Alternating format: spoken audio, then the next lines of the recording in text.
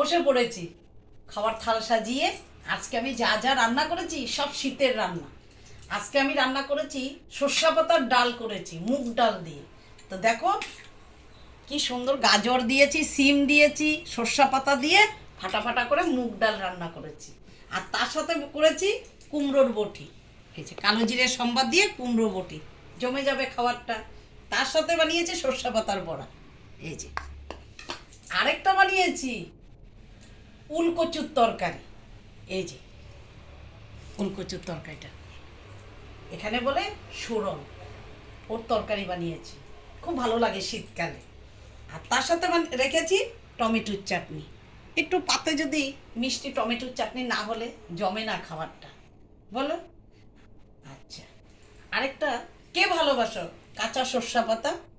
কিন্তু আমি ভালোবাসি, তো ওই জন্য আমি একটু কাঁচা সর্ষে পাতা, নতুন রেসিপি।